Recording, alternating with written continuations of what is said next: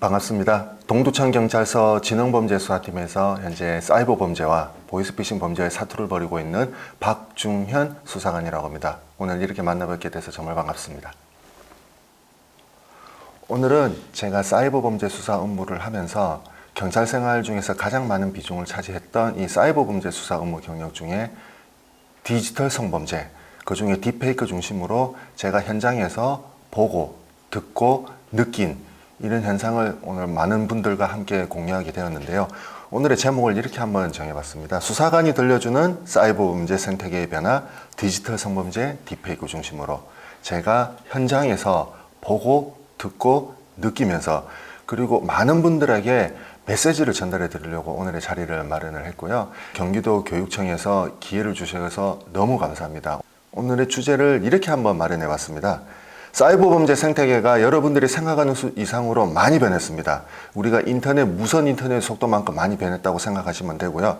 특히 그 중에서 청소년들을 많이 노리는 범죄가 있는데 온라인 게임과 개인정보 유출에 대해서 좀 다뤄볼까 합니다. 그리고 특히 디지털 성범죄에 많은 창구가 되고 있는 랜덤 채팅과 디지털 성범죄는 어떤 상관관계가 있는지, 그리고 제가 경찰생활, 수사생활 22년 중에서 가장 많은 경력을 차지하고 있는 사이버 범죄 수사 10년 동안 만났던 디지털 성범죄 수사 사례, 그리고 최근에 많이 언급이 되고 있는 이 생성형 인공지능과 사이버 범죄는 어떤 관계가 있는지, 그리고 딥페이크, 제가 그리고 마지막에 전달해 주고 나가는 메시지는요, 우리의 개인정보 보호가 사이버 스페이스에서는 굉장히 중요한 수단이 되고 있다. 이런 주제로 제가 오늘 한번 전달해 드리고자 합니다. 그 전에 앞서서 꼭 알고 계셔야 될 게, 이 교육에 게시되는 영상과 자료는 제가 그동안 만났던 사이버 범죄의 피해자들, 가해자들, 특히 사이버 범죄 피해자들의 희생으로 만들어진 자료입니다. 그렇기 때문에 제가 오늘 보여드리는 자료는 일부 필터링은 했지만은 오직 교육의 목적으로 인용한 것이기 때문에 절대 개인적으로 촬영을 한다든지 캡처를 해서 SNS에 업로드해서는 안 된다는 거, 그거 하나만 명심해 주시면 될 것 같습니다. 제가 오늘 준비를 하면서 저를 어떻게 설명할까를 많이 고민을 해봤는데요. 저는 이제 마지막 사이버 범죄 예방 전문가라는 타이틀을 한번 만들어 봤는데, 2015년도에 경찰청에서는 사이버 안전국, 사이버 범죄 예방에 대한 모토를 더해서 사이버 안전국을 야심차게 출범했습니다. 그때 경찰청 사이버 안전국에서는 사이버 범죄 예방을 모든 사이버 수사의 정책으로 가져가겠다. 그때 예방과 교육에 대한 투자를 상당히 많이 했었고, 저도 그때 사이버 범죄 수사 업무를 시작을 하면서 사이버 범죄 예방도 중요하겠다라는 어떤 직업적 철학에 눈을 뜨고 수사 업무와 병행을 하면서 많은 분들을 만나 뵀었거든요. 제가 그동안 250회 한 3만 명 정도의 사이버 범죄 교육의 시간을 빌려서 만났더라고요. 근데 오늘 같은 경우에는 더 많은 분들과 만날 수 있어가지고 좀 뜻깊은 자리가 되지 않을까 그렇게 생각하고 있습니다. 디지털 성범죄는 왜 탄생했는가라는 좀 거창한 질문을 한번 해봤는데요. 제가 사이버 범죄 수사 업무를 첫 시작을 했던 2013년도부터 있었고요. 현재도 있고 앞으로도 이 디지털 성범죄는 줄지 않을 거라고 합니다. 디지털 성범죄는 어떻게 탄생하게 되었는가에 대해서 고민을 하다가 제가 학창 시절에 저의 마음속에 깊이 들어와 있던, 저의 일종의 제가 공부를 하면서 힘들었던 시기에 저한테 메타인지가 되었던 한 편의 영화를 본 적이 있는데요. 죽은 시인의 사회에서 저한테 디지털 성범죄가 탄생하게 된, 그리고 디지털 성범죄가 과연 줄게 될까라는 하나의 가이드라인이 될 수 있는 장면이 하나 있는데 가져와 봤습니다. 아름다움, 낭만, 사랑은 우리가 삶의 목적이고 삶의 그 자체였다는 것. 특히 우리는 인터넷 강국이란 못지않게 무선 인터넷 속도가 정말 많이 빨라졌고요. 최근에 MZ, 우리 알파 세대가 사람을 만나고 사랑, 낭만을 찾는 게 사이버 스페이스 공간에서 일어나게 되면서 이게 기술의 혁명과 아울려져서 사람들의 생활 패턴이 바뀌고 있다는 거였습니다. 특히 아름다움, 낭만, 사랑을 사이버 스페이스에서 찾고자 하는 최근에 이 젊은 세대의 문화와 어울리면서 이 기술의 발전은 그림자의 길이도 길어지게 되어 있습니다. 바로 범죄의 피해자들도 많이 나타나고 있다는 것. 특히 제가 사이버 범죄 수사팀이 있으면서 제가 주목하고 있는 것 중에 하나가 MZ땡땡, 다시 말해서 MG 범죄자, MZ 조폭, MZ 사기꾼들이 생각보다 많이 나타나고 있다는 게 랜덤 채팅, 소셜 데이팅 앱과 같은 특히 지금 MZ와 많은 사람들이 만남의 방식이 변하고 있다는 것에 주목을 했고, 제가 최근 동안 한 5년 동안 저희 스마트폰에 깔려있는 앱을 이렇게 보여드리면은 여기 이 앱들 중에서 낯익은 앱들이 있나요? 제가 만났던 디지털 성범죄 가해자, 피해자들이 공통적으로 사용하고 있는 어플들이 이거였습니다. 텔레그램, 디스코드, 위커, 시그널 같은 경우에는 종단과 암호화라는 아주 마케팅이 대대적으로 성공을 해서 청소년들의 이 SNS 대이동이 일어나게 됐던 앱 중에 하나고요. 스카이프와 팀뷰어 같은 경우에는 디지털 성범죄 중에서도 몸캠 피싱 범죄에 가장 많이 사용됐던 앱들 중에 하나입니다. 그리고 텀블러 같은 경우에는 2018년, 19년도에 아동 청소년 성착취물의 유포지의 진원지였던 해외 SNS 중에 하나였고요. 지금 최근에 변호사 로펌 시대가 로스쿨 이후로 변호사 시장이 급격하게 늘어나다 보니까 변호사들이 특히 지금 많이 저작권법 위반의 타겟으로 고소고발을 하고 있는 것 중에 하나가 이 토렌트라는 겁니다.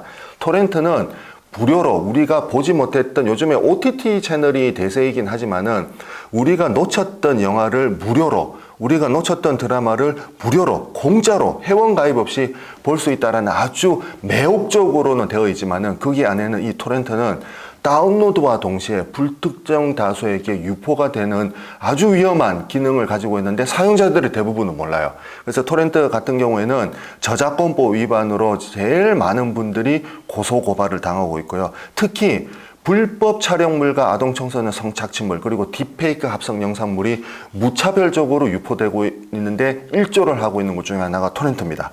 그리고 위챗과 QQ 같은 경우에는 보이스피싱 범죄자들이 자기들이 신분을 익명화하기 위해서 많이 사용하고 있는 SNS 중에 하나고요. 그리고 트위터, 일론 머스크가 CEO가 된 이후로 X로 명칭이 변경되었지만은 특히 트위터는 제2의 텀블러라고 여겨질 만큼 지금 특히 최근에 2024년 10월 현재 기준으로 아동 청소년 성착취물과 불법 촬영물, 딥페이크 불법 성영상물이 제일 많이 유포가 되고 있는 근원지 중에 하나입니다. 그리고 이 딥페이크 합성 영상물과 불법 촬영물과 같은 디지털 성범죄의 이 컨텐츠가 유포되고 있는 것 중에 일조하는 것 중에 하나가 이 암호화, 종단간 암호화, 다시 말해서 우리가 불법 컨텐츠를 삭제하고 차단하게 되면은 다시 우회를 해서 접속이 가능한 기능을 해주고 있는 바로 이 VPN 서비스, 그리고 맨 하단부에 있는 메가와 드롭박스, 샌드 애니웨어와 같은 이 클라우드 서비스도 디지털 성범죄 컨텐츠 시장이 더 촘촘해지고 디지털 성범죄 시장이 비즈니스화되고 있는데 일조되고 있는 그런 SNS 플랫폼들로 보시면 됩니다. 그러면은 우리는 이렇게 생각하실 수가 있어요. 그러면 이런 SNS들은 애초에 탄생부터 이런 목적으로 만들어졌느냐? 그렇지 않습니다. 사용자들을 통해서 디지털 성범죄 컨텐츠가 탄생이 되었고 사용자들에 의해서 디지털 성범죄 비즈니스화가 되어 있기 때문에 이런 플랫폼 기업들은 그렇게 만들어진 게 아닙니다. 그래서 제가 그동안 10여 년 동안 많이 목소리를 높였던 것 중에 하나가 디지털 성범죄는 피해자와 가해자의 싸움이 아니라 그 중간에서 충분히 필터링 가능하고 충분히 모니터링 가능했던 플랫폼 기업들에게도 우리는 도덕적 기업으로서 책임을 다해야 된다는 목소리를 많이 냈었는데 그 목소리는 제가 적었습니다. 그래서 오늘 교육 이후로 많은 분들이 저희 목소리에 저는 동참해 주실 거라고 믿습니다. 우리가 이 사이버 범죄 수사 업무를 오래 하다 보면은요, 하인리 법칙이라는 게 있습니다.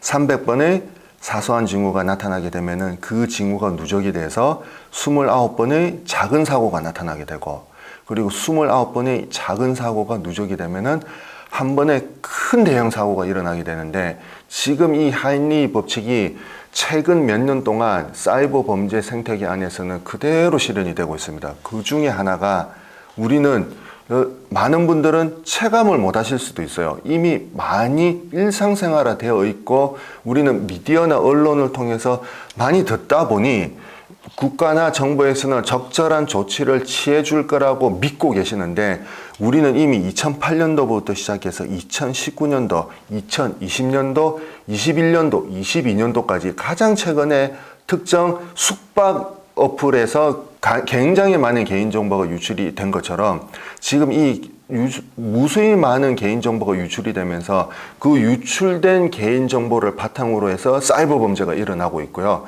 디지털 성범죄 또한 가장 최종 목적지는 돈이겠지만은 그 디지털 성범죄의 그 밑바닥이 탄탄해지고 디지털 성범죄의 유통망이 더 촘촘해지게 된 데에는 사이버 범죄 피해자들의 개인정보가 없이는 절대 불가능한 범죄입니다. 이게 지금 최근에 2020년도 이후로는 공격 방식이 기업이나 개인정보를 취급하는 플랫폼을 노렸다고 하면은 최근에 개인정보는 구체적이고요. 개인적으로 나와 있고 그리고 획득했던 개인정보는 기업들을 노리고 있는 개인정보보다 훨씬 더 많은 피해를 양산할 수가 있습니다. 가장 실례로 우리가 스마트폰에 저장되어 있는 사람들의 전화번호 목록은 몇 명인지를 생각해 보시면 될 겁니다. 이게 청소년들 틀리고요. 20대 틀리고 30대 틀리고 40대 특히 20대 중반에서 40대로 넘어갈수록 위로 올라갈수록 사회생활을 많이 하면 할수록 우리 스마트폰에는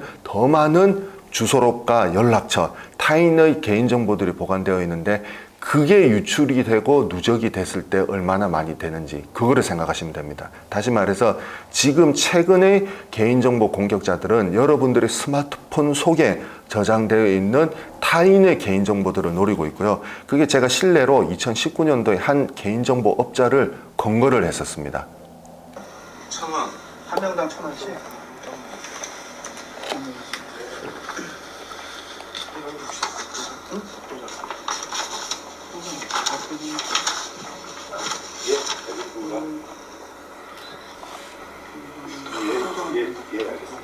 우리의 개인정보라고 하면은 지금 이 개인정보 중간에 연결해주는 이 에이전시는요, 우리의 한 사람이 청소년들이 게임을 통해서 접속하면서 제공을 했던 이메일 주소, 휴대전화 번호, 집 주소, 그리고 스마트폰으로 게임을 접속을 하든 노트북으로 게임을 접속을 하든 반드시 그 스마트폰과 노트북에는 고유 기기값, 고유 번호인 IP 주소와 기기 번호가 있습니다.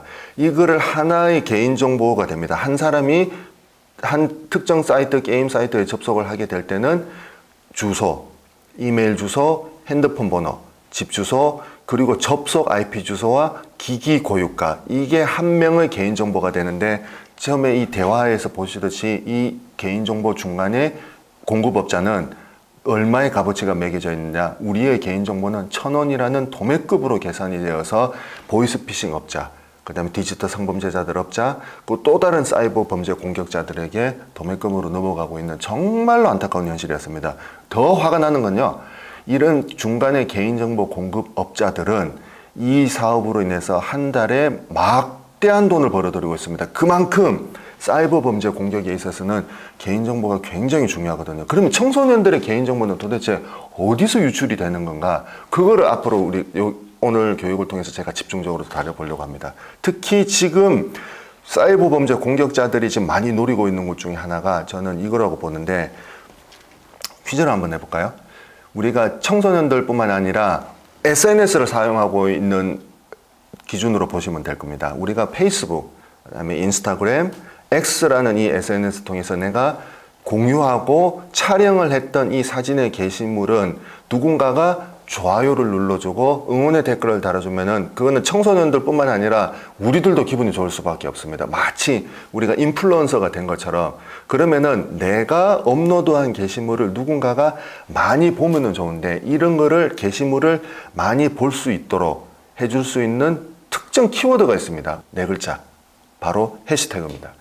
이 해시태그를 통해서 많은 공통되는 관심되는 사람들이 모일 수가 있고요. 그러면 노출 빈도가 많아지게 되는데 디지털 성범죄자들은 이걸 노립니다. 제가 최근에 얼마 전에 한번 딱 작정을 하고요. SNS 상에서 이 청소년들, 특히 디지털 성범죄 중심으로 공통되는 키워드들이 있을 거다. 그 키워드를 통해서 묶어보니 이제 이런 키워드가 공통적으로 나오더라고요. 특히 SNS 중에서 많은 디지털 성범죄자들의 가해자들이 호기심을 갖고 있는 사람들에게 낚시를 할 수 있는, 낚을 수 있는 공통되는 키워드들이 뭘까? 이거였습니다. 해시태그 일탈을 통해서 사람들은 공통되는 키워드를 묶어내고 있다는 걸 보이고 있더라고요. 그러면서 제가 구체적으로 해시태그 일탈과 관련되는 단어들은 어떤 게 있는지 가보니까 상당히 자극적인 단어들이 해시태그로 묶어져서 이게 하나의 마케팅 수단이 됩니다. 그러면은 이 디지털 성범죄자들은 이 해시태그를 통해서 관심을 갖고 호기심을 보이는 청소년들뿐만 아니라 성인들이 들어오게 되면은 그 사람들이 좋아할 만한 컨텐츠를 올려놓게 되고, 이 컨텐츠를 시청을 하기 위해서는 당신의 개인정보가 필요하고 당신의 신용카드 정보가 필요하고, 그리고 일부 영상을 보기 위해서는 당신은 입장료를 지불해야 됩니다라는 돈을 받고 있더라고요. 그래서 제가 봤던 이 SNS상에서 이 디지털 성범죄 컨텐츠 시장에서 공통적으로 묶어주는 해시태그는 일탈이었다. 그러면은 이런 일탈과 해시태그의 자극적인 컨텐츠를 광고를 하기 위해서는 제일 효과적인 수단이 어떤 거였냐? 저는 이거라고 봅니다. 저도 학교 다닐 학창 시절에 게임을 좋아했다라고 처음 고백을 하게 되는데요. 저도 한때 게임을 굉장히 많이 좋아했었습니다. 이 게임 안에는 제가 만들 수 있는 아바타들이 있고요. 제가 제2의 자아를 만들 수가 있는 그 재미에 빠져가지고 게임을 상당히 많이 좋아했었던 것 같은데 끊었죠. 성인이 되고 저도 가정을 이루면서 게임을 끊었는데, 사이버 범죄 수사 업무를 하게 되면서 본의 아니게 다시 게임으로 들어오면서 돌아보니 이 청소년들, 우리 대한민국에서 청소년들을 아우르는 7대장 게임이 있더라고요. 배틀그라운드, 롤이라고 하는 리그 오브 레전드, 로블록스, 브롤스타즈, 어몽어스, 최근에 또 청소년들이 되게 좋아하는 발로란트라는 게임이 있습니다. 그리고 모바일 게임에서 청소년들을 또 많이 빨아들이고 있는 것 중에 하나가 구스구스 덕이라는 게임이 있는데, 자, 이 청소년들을 아우르는 7대장 게임이 있는데, 여기서 학부모님들한테 질문을 드려보겠습니다. 여기 이 게임들의 공통점이 하나 있습니다. 어떤 공통점이 있을까요? 게임을 하고 못하고가 중요하지 않습니다. 이 7대장 게임의 가장 공통적인 특징은 바로 소셜 기능이 탑재되어 있어요. 이 소셜 기능이 어떤 거냐면은 채팅 기능입니다. 다른 사용자들과 실시간으로 소통할 수 있어요. 단 함정이 있습니다. 그 실시간 소통할 수 있는 그 사용자는 남자인지 여자인지 성인인지 10대인지 청소년인지는 구분 불가능합니다. 오로지 게임 아이디로만 대화를 가능합니다. 여기서 범죄자들은 노립니다. 바로 채팅을 통해서 자극적인 이벤트가 있으니 우리가 원하는 사이트로 넘어와 주세요. 왜냐하면 이 게임 사이트 안에서는 실시간으로 모니터링을 합니다. 청소년들한테 유해한, 자극적이고 불법적인 용어를 올려놓게 되면은 모니터링이 되고 블라인드 처리가 돼버리기 때문에 제일 중요한 거는 다른 곳으로 빼내는 거예요.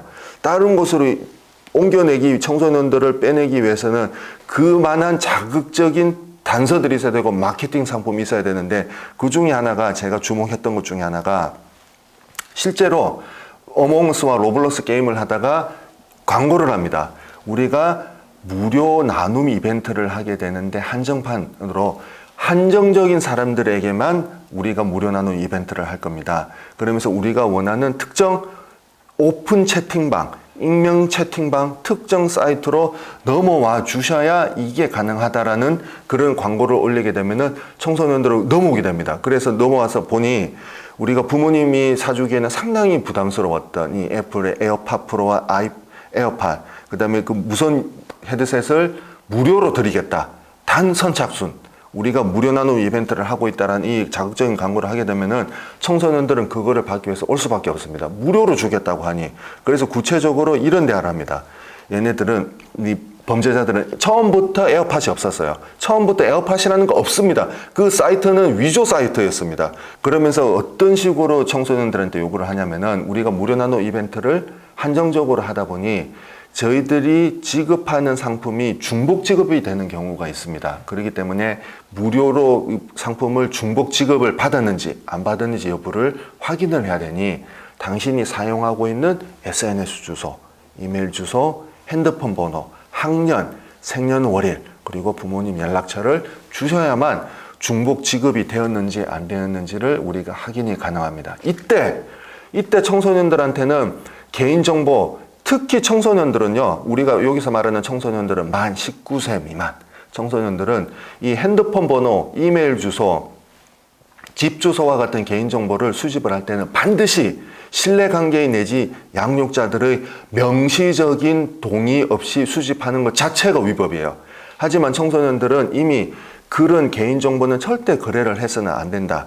개인정보는 팔 수 있는 물건이 아니다. 개인정보를 유출하게 되면은 심지어는 우리 아파트 현관문 도어락 비밀번호가 유출될 수 있다는 큰 위험성과 동일하다라는 메타인지의 학습이 되어 있어야 되는데 우리가 돌아보면은 부모님들은 그런 얘기를 한 적이 한 번도 없습니다. 알려주는 기관이 없기 때문에 그래요. 그렇기 때문에 이 학생들은 개인정보를 그대로 넘겨버립니다. 넘겨버리고 나서 그 방은 폐쇄를 해버리고 쉽게 말해서 폭발을 해버리고 도망가게 됩니다. 그리고 나서 탈취한 개인정보를 가지고 어디에 많이 가입을 하냐면은 불법 도박 사이트 운영자들한테 도매급으로 넘겨버립니다. 앞선 영상에서 살펴봤던 개인정보 거래를 하는 그 에이전시들이 이런 식으로 청소년들의 개인정보를 탈취를 해서 불법 도박 사이트 운영자들한테 넘겨주게 되고요. 이 불법 도박 사이트 운영자들은 청소년들이 수집한 이 개인정보를 가지고 특정 불법 도박 홍보 사이트에 가입을 합니다. 특히 지금 얼마 전에 2020년도, 21년도, 22년도 코로나 팬데믹 때 특히 저희도 큰애가 중학교 3학년, 현재 둘째가 중학교 1학년이거든요. 학교 공지문으로 이게 날라왔더라고요. 특히 방학 때 청소년들의 알바를 가장을 해서 핸드폰 번호를 수집을 해서 불법 도박 사이트에 홍보를 하고 있는 아르바이트가 성행을 하고 있다. 절대 개인정보는 부모님의 명시적 동의 없이는 거래를 해서는 안 된다라는 공지문을 저도 받은 적이 있는데 그때 제가 마침 그때 수사를 하고 있었는데 청소년들을 통해서 무료 나눔 이벤트 당첨을 가정을 해서 불법 도박 사이트에 홍보를 많이 하고 있었습니다. 그리고 불법 도박 사이트뿐만 아니라 요즘에 대량 문자 발송 한번 가입하게 되면은 최소 3,000건에서 5,000건 이상 대량 문자 발송 가능한 사이트에도 가입을 해버려서 우리가 하루에도 보통 3건 내지는 4건 이상의 피싱 문자, 스팸 문자, 광고성 문자를 많이 받게 되는데요.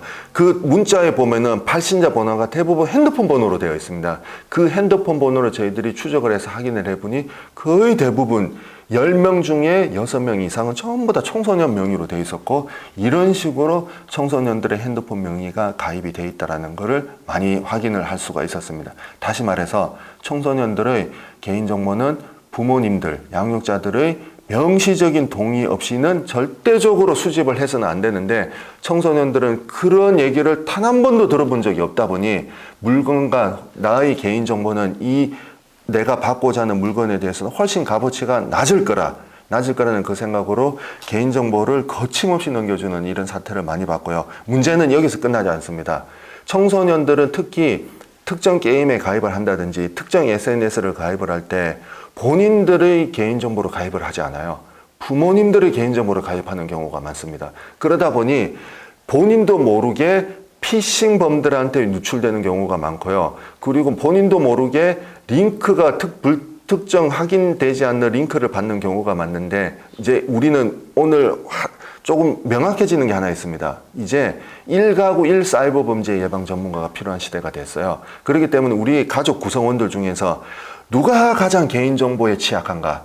다시 말해서 누가 가장 개인정보를 많이 쉽게 넘길 수 있는가? 그 대상을 딱 보면은 나올 겁니다. 그럼 그 사람을 통해서 개인정보가 얼마나 소중한지를 수시로 상시적으로 학습을 해야 된다라는 아주 작은 결론 하나 얻을 수가 있는데요. 디지털 성범죄자들은 특히 지금 최근에 많이 주목하고 있는 것 중에 하나가 바로 이겁니다. 우리가 랜덤 채팅, 소셜 데이팅 앱. 제가 처음 도입부에서 보여드렸던 그 MG 조폭, MG 범죄자들, MZ 세대들의 범죄자들이 가담률이 늘어나고 있는 것 중에 하나가 공통적으로 나왔던 것 중에 하나가 이 랜덤 채팅, 소셜 데이팅 앱이거든요. 지금 보시고 계시는 이 모든 거는 랜덤 채팅과 소셜 데이팅이라는 공통 키워드를 뽑을 수가 있고 지금 우측에 보시는 이 하나의 애니메이션이 하나 있는데 이 제목도 랜덤 채팅을 권유고요. 현재까지 누적 조회수가 2억 회. 2억 개 이상을 돌파할 만큼 이 젊은 세대들이 이 랜덤 채팅과 소셜 데이팅에 열광한다는 걸 볼 수가 있고요. 특히 지금의 청소년들은요.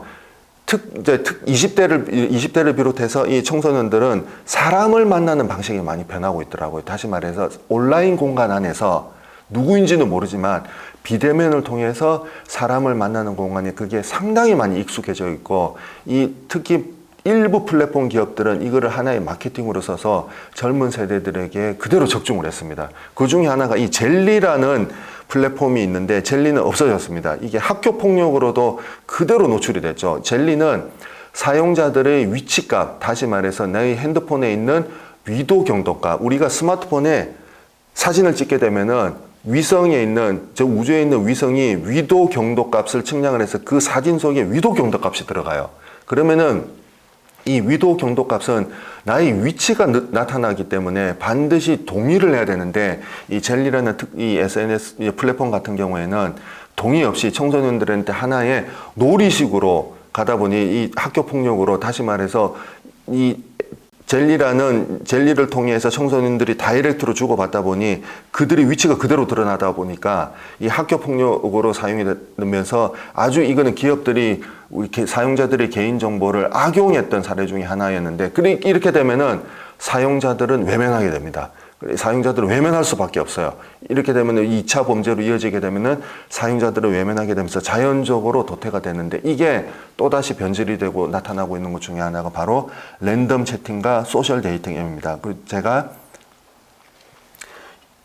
수능 시험이 끝나고 만났던 이제 잊을 수 없는 사이버 범죄 피해자 중에 하나였는데, 이 학생은 고3이었습니다. 수능 시험이 끝나고 나서 대학교 입학을 앞두고 있던 차에, 우리가 이 수능 시험이 끝나고 나면은 공통적으로 하고 싶어 하는 게 바로 이 이성을 만나고 싶어요. 소개팅을 하고 싶어 하거든요. 그때 수능 시험이 끝나고 나서 이제 특정 사이트 구글에 검색을 합니다. 이성 친구를 만날 수 있는 방법. 이 디지털 성범죄자들은 그걸 노리죠. 그래서 이성 친구를 만날 수 있는 그 키워드를 검색을 했을 때 가장 상단에 노출될 수 있는 사이트를 올려놓습니다. 그래서 그 학생은 사이트에 들어가서 파라다이스라는 사이트를 만나게 됩니다. 말 그대로 천국이었죠. 만나게 되는 순간 연령대별로, 지역대별로 만날 수 있는 여성분들의 리스트들이 올라와 있습니다. 하나의 상품화가 되어 있는 거죠. 그래서 이 학생은 이 사람을 만나고 싶다라고 해서 매칭이 됐으면 좋겠다라고 했어요. 그런데 여기서 잠깐 의문을 하게 됩니다. 아직 나는 청소년인데 이런 만남을 가져도 될까? 왜냐면은 아직 청소년이라는 장치가 있으니 이런 온라인 공간을 통해서 이성을 만나는 게 아마 부적절할 수도 있다라는 그 장치가 작동을 했지만은, 이 이성을 만날 수 있던 그 만남이 더 컸기 때문에 누구인지 모르는 이 사진 속에 있는 사람을 만날 수 있다라는 그 기쁨이 더 큰 나머지 접속을 하게 되고 그 안에서 채팅을 시작합니다. 그러면서 이 청소년, 이 고3이었던 그 학생의 판단력을 더 흐려줬는 게 중에 하나가 광고를 띄우게 돼요. 우리는 여성가족부에서 고지를 하고 있는 건전한 사이트입니다. 전부 위조된 사이트여서. 그래서 절대적으로 신뢰를 해서 만나게 되고, 만나게 되면은 특정 앱을 설치를 하라고 합니다. 그러면 이 특정 앱을 설치를 하는 구체적인 방법이 나오죠. 안드로이드 폰 같은 경우에는 이런 식으로 설치를 하면 되고요. 아이폰 같은 경우에는 이렇게 설치를 하면 됩니다. 여기서 일부 사용자분들, 일부 학부모님들, 청소년들 같은 경우에는 아이폰은 보안에 강하다. 다시 말해서 아이폰은 개인정보 유출이 그렇게 쉽게 되지 않는다라고 많은 분들이 믿고 있는데, 아이폰, 안드로이드 폰은 운영체제는 개인정보 보호에 많이 맞춰져 있고요. 그리고 사용자들의 개인정보 보호에 최근에 모든 기기들이 초점이 되어 있습니다. 그러면 기기의 성능이 좋아지면 누구를 공략하냐? 사용자들을 공략을 하게 됩니다. 바로 디지털 성범죄자들이 이걸 노리고 있어요. 그래서 아이폰을 설치를 하는 구체적인 방법을 게시를 통해서 설치를 하게 됩니다. 문제는 출처가 불분명한 링크와 어플은 설치를 하면 안 된다라는 얘기는 분명히 들어봤을 건데, 아니 못 들었을 수도 있어요. 알려주는 곳이 없었기 때문에. 이 고3 학생은 내가 바로 나의 꿈에 그리던 이성 친구를 만날 수 있다라는 그런 기대감에 부풀어서 아이폰에 그대로 설치를 하게 되고, 그 전화번호에 설치가 완료가 되는 순간 전화번호에 저장이 되어 있던 모든 전화번호 목록과 개인정보, 그리고 사진들, 심지어 메모장에 적혀져 있는 아주 위험한 비밀번호와 개인정보들도 전부 유출이 됩니다. 그리고 그 학생은 전혀 그런 상황을 모르고 있는 상황에서 거기 안에서 자기가 꿈에 그렸던 이성 친구와 온라인 공간 안에서 일종의 데이팅을 하게 되는데 이게 모두 녹화가 되는 거예요. 이게 모두 녹화가 되어 있고, 그리고 그 다음에 그 피해자를 협박할 수 있는 도구를 가지고 탈취한 개인 정보를 가지고 자기들 지인들 전화번호 목록에 있는 사람들한테 뿌려버리겠다라고 해서 피해 금액이 그때 무려 500만 원. 청소년은 500만 원이라는 돈을 마련할 수가 없고요. 그때 자기는 대학 등록금으로 마련하기 위해서 고깃집에서 몇 달 동안 아르바이트를 하면서 모아뒀던 그 500만 원 그 돈을 범죄자들한테 그대로 송금을 하게 됩니다. 이 범죄가 바로 디지털 성범죄 중에 하나인 몸캠 피싱 범죄입니다. 특히 몸캠 피싱 범죄 같은 경우에는 남성분들이 많이 유형을 차지하고 있고요. 디지털 성범죄자들은 피해자 유형이 여성들이 절대적으로 많을 거라고 믿고 계시는데, 디지털 성범죄의 이 성별의 비율을 보면은요, 남자와 여자의 비율이 균등합니다. 가해자의 비율이 압도적으로 남성이 많지, 디지털 성범죄의 이 피해자의 비율은요, 남성과 여성이 균등하게 차지하고 있고요. 특히 이런 몸캠 피싱 범죄는 남성분들이 거의 99% 이상을 차지를 하고 있습니다. 얼마 전에 한 외국의 사이버 보안 업체가 2023년 딥페이크 분석 보고서를 일반 대중에게 공개를 했습니다. 검색해서 보시면은 확인할 수가 있는데, 그 중에 놀라웠던 충격적인 결과 데이터가 하나 나왔죠. 이 딥페이크 온라인 공간 안에서 공개된 이 사이버 스페이스 상에서 딥페이크 기술을 활용을 해서 음란물, 불법 합성 성영상물의 분류를 해보니 우리 한국이 가장 많은 노출이 되어 있었고, 특히 그 중에서도 K 컨텐츠의 영향이 크다 보니 이 노출이 되어 있고 인기가 많고, K 컨텐츠는 한류의 영향도 못지않게 아주 많이 유명합니다. 그러다 보니 이 딥페이크 기술을 활용을 해서 악용을 해서 불법 합성 성영상물이 특정 사이트에 많이 유포가 되고 있었다라는 이제 분석 보고서를 발행을 했는데요. 이 그 뉴스와 동시에 우리 전국에 얼마 전에 최근에 전국의 학교를 혼돈과 충격으로 몰아넣었던 사건이 있었죠. 그때 저희 첫째를 통해서 저도 그 뉴스를 접했고요. 그리고 그 링크를 확인을 했었습니다. 바로 특정 학교, 특정 반, 특정 학생을 지칭을 했던 딥페이크 불법 합성 영상물이 돌아다니고 있다라는 가짜뉴스가 급속도로 퍼지기 시작을 했고요. 제가 그 가짜뉴스의 링크를 확인을 했고, 그리고 그 가짜뉴스 링크에 실제로 들어가서 확인을 했었습니다. 그게 바로 대표적인 게 이거였습니다. 이런 메시지들이 돌아다니게 되면은 청소년들 뿐만 아니라 부모님들은 무서울 수밖에 없습니다. 당연합니다. 이게 무서울 수밖에 없는 이유가 그 피해자가 누구든지 될 수 있다라는 그 두려움 때문에 그렇고요.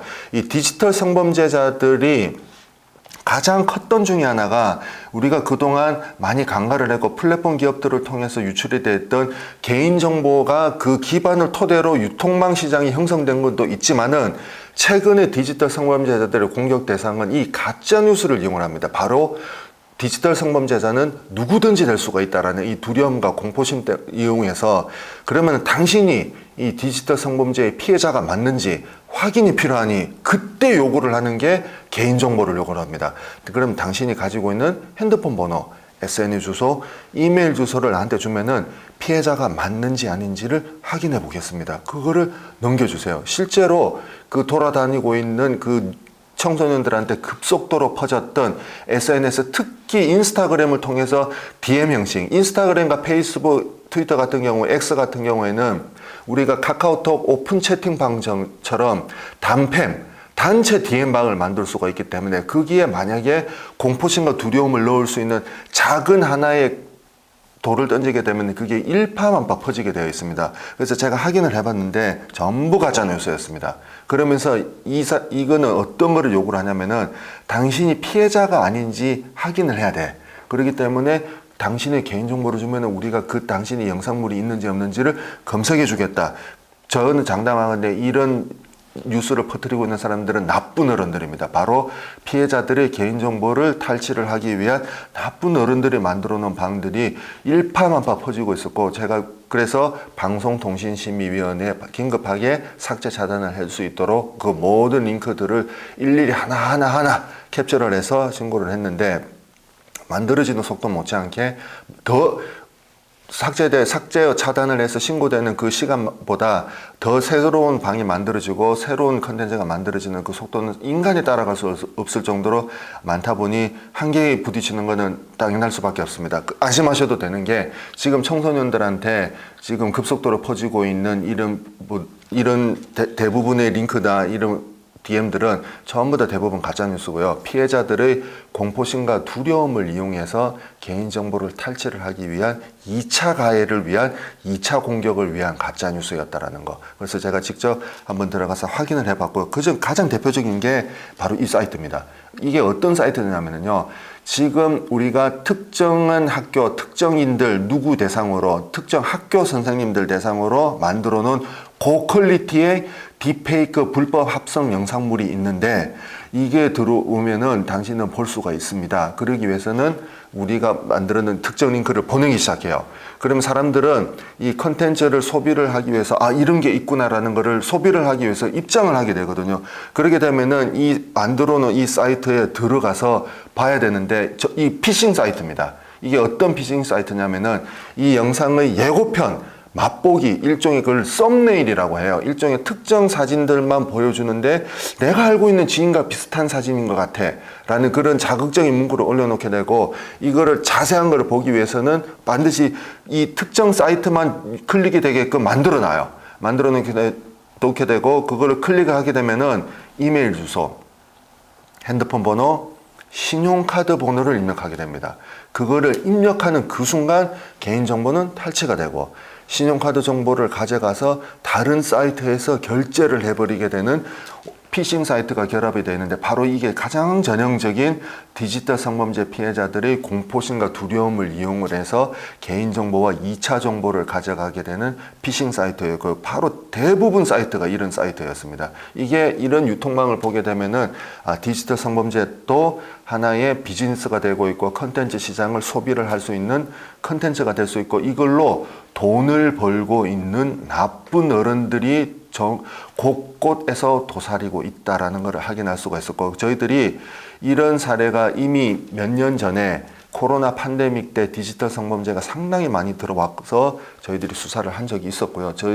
특히 저희 팀에서 저희 팀과 저희 팀원들 모두 붙어가지고 100일 동안 집중 단속을 하면서 무려 101명의 디지털 성범죄자들을 만난 적이 있는데, 여기 디지털 성범죄자는 아동 청소년 성착취물 제작, 아동 청소년 성착취물 유포, 불법 촬영물 촬영, 불법 촬영물 제작, 불법 촬영물 유포, 딥페이크 불법 합성 영상물 제작, 딥페이크 불법 합성물을 유포를 해서 막대한 돈을 벌어들이고 있었고요. 제가 만났던 디지털 성범죄자들의 얼굴은 너무나 평범한 얼굴, 내가 알고 있던 지인의 얼굴이었고요. 저의 얼굴도 있었고, 그만큼 우리 사회 구성원에서 너무나 평범했던 사람들, 그리고 진급을 앞두고 있던 회사 대리, 과장도 많았고요. 유부남도 많았고, 가정을 이루고 있는 사람도 많았고, 대학생들도 많았습니다.